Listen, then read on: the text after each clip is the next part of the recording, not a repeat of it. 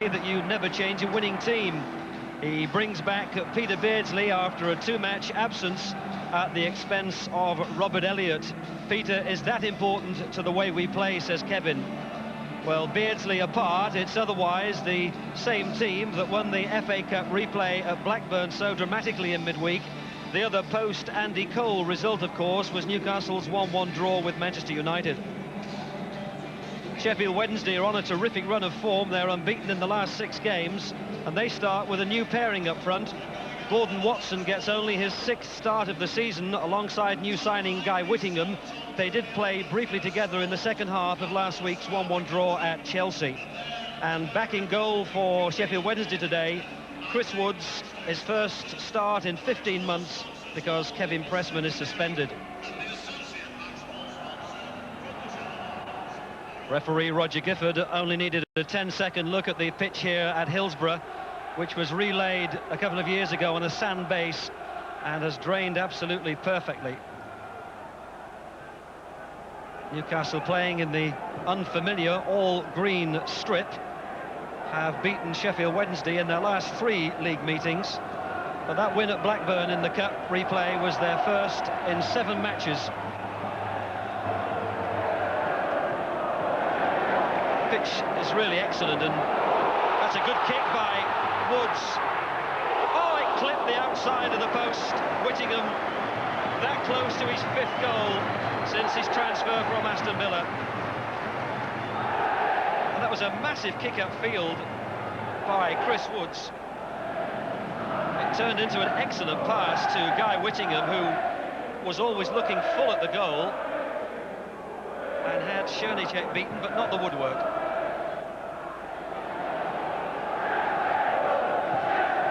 When Newcastle defeated Sheffield Wednesday at St James's Park earlier this season, Andy Cole was one of their scorers, as indeed he was in the 2 league victories that they enjoyed against them last season as well. Robert Lee. Inside to Lee Clark. Never really had a decent sight of goal, Lee Clark.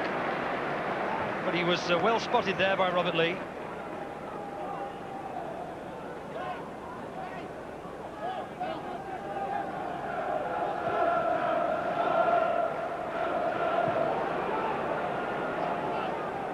Here's Ingerson, tried to get it back to Nolan, and the big Swede quick on his feet. Here's Nolan. Now Bart Williams. Guy Whittingham was just nicked away by a Newcastle boot, but Wednesday win it back. John Sheridan. Indecision between Atherton and Petrescu about who was going to come for that. Beardsley. Trying to thread it through the middle for Robert Lee, and Walker dealt with it. Ingerson. Here's John Sheridan. Waddles in a central position. Well struck.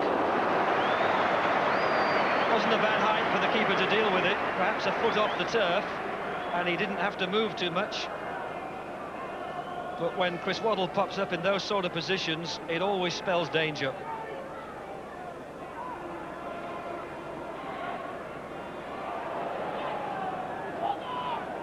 Now Beresford. Well, the build-up is patient, and it's given Newcastle time to get a lot of green shirts forward. Here's Hottiger. Clark, back to Fox, great ball. Kitson keeps it in play, but didn't quite get there quick enough to put it in. Tried to find Beardsley, and finally away by John Sheridan, but what a nice attack that was by Newcastle. They kept possession for a long time, they were patient in the build-up, and then the incisive ball across the 6-yard box from Ruel Fox, and Kitson couldn't quite get to it. Broken nicely for Guy Whittingham. He's just got Watson in the penalty area. Waddle.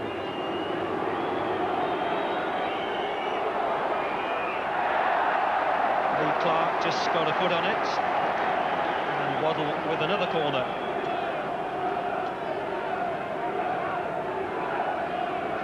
Guy Whittingham's there. Bart Williams is number 14.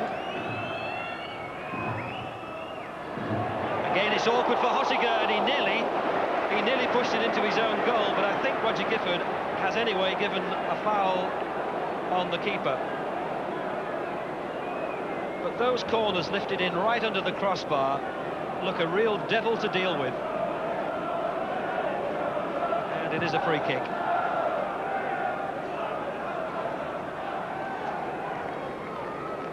Trevor Francis's best finish in the top division with Sheffield Wednesday was third, 7th last season in the Premier Division. Beresford again. Beardsley wants it to Kitson.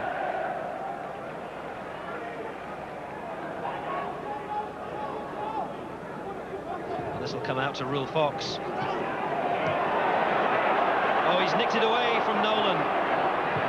Robert Lee. And they let Chris Woods and Sheffield Wednesday off the hook. That was the attack that opened them up. And that was the opportunity for Newcastle to open the scoring with just under half an hour played. Rule Fox the architect, and Lee should have been the finisher. Chris Woods has missed the last 67 games that Sheffield Wednesday have played, while Kevin Pressman was preferred. And he'll be happy to have saved that, and happier still that it wasn't more difficult than it was. Well, the Kevin Keegan style of management is a very individual one, prepared to sell his prolific goal scorer, and also prepared to change a team which performed admirably for him the last time he put them out. Peacock. Again, they haven't got away with it yet. Here's Waddle. Here's Whittingham over the top. Chernychek was off his line. It was certainly the right thing to do, and it was just marginally misplaced by Guy Whittingham, who did score 4 goals in his first 2 matches when he came to Hillsborough from Villa. Looked up to see that Chernychek was well off his line, but not quite as precise as Eric Cantona was. Oh, Nolan was off balance and didn't get it when it looked as though he should. Here's Fox. That was fiercely struck rising ball, but it was rising too quickly. That chance coming as a result of Ian Nolan's momentary lapse. Well, on an afternoon when, because of the weather, others haven't been so fortunate, at least we've got a game here at Hillsborough. But a goal, or at worst a little bit more excitement, would have been welcome in the first 45 minutes.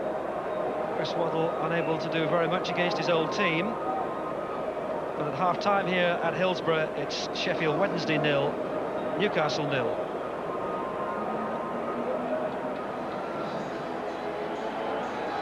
Keith Gillespie makes his Newcastle debut at the start of the second half, on to replace Robert Lee. Gillespie valued at £1 million in the £7 million Andy Cole deal, which saw them swap clubs.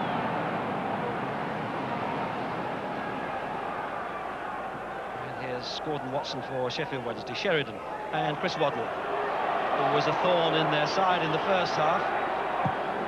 Good ball in.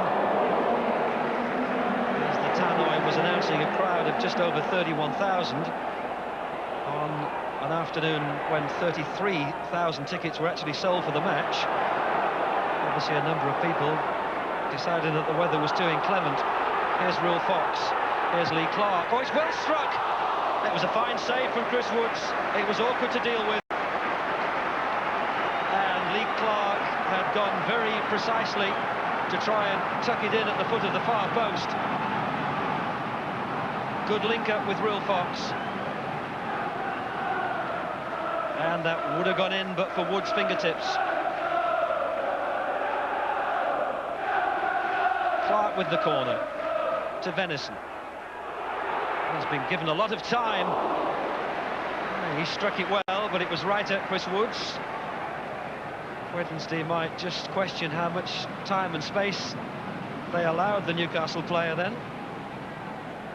Nobody was closing him down. Well, Wood's a bit busier at the start of the second half. Newcastle, 5th in the Premier Division, have European qualification very much on their minds for this season. Waddle first time for Bart Williams, but he never looked as if he had the pace to get to that.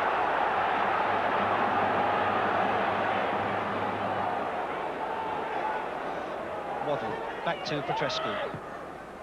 Bart Williams able to turn, drilled in, and having just come on, Mark Bright was a whisker away from opening the scoring. He stooped to meet the ball as it was knocked in by Bart Williams. After the adrenaline of the Cup replay on Wednesday, it's always difficult for managers to instill the importance of the Saturday afternoon league occasion into their sides. Oh, Mark Bright started the run. He wasn't sure where the ball was, but he knew it was going to be arriving, and gets a corner. You could see Mark Bright when he was running then, looking over first his left shoulder and then his right, wondering just where and when the ball was going to arrive.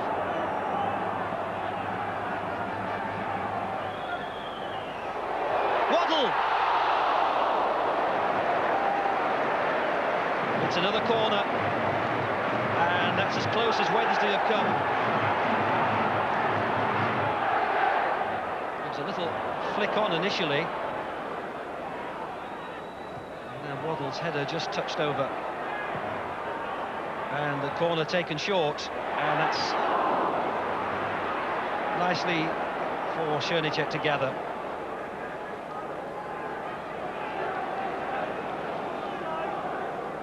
He's been in the job since the summer of 1991 here at Hillsborough. Trevor Francis had the disappointments of losing 2 cup finals at Wembley, of course. Chris Waddle.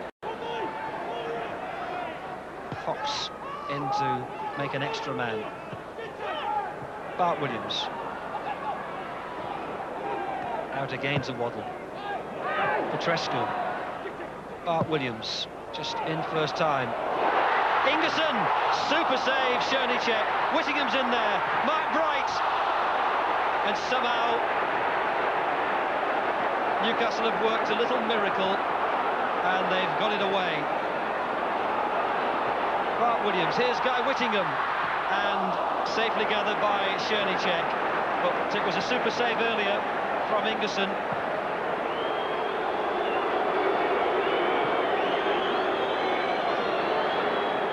Fox.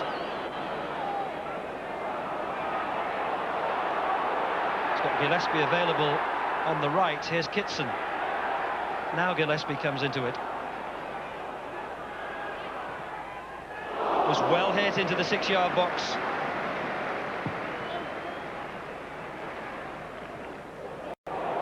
Here's Guy Whittingham over the top of Peacock. Still Whittingham, left foot. He did it well. Lifted it over the head of the defender. And it dropped quite well for him. 2 little touches, and then left-footed. Clark. Hottiger. Gillespie. Good ball back to Hottiger. Kitson trying to tee up Benison, who immediately plays it out wide again to Hottiger, who can deliver it in for a second time, and then Beardsley's header has gone behind for a goal kick.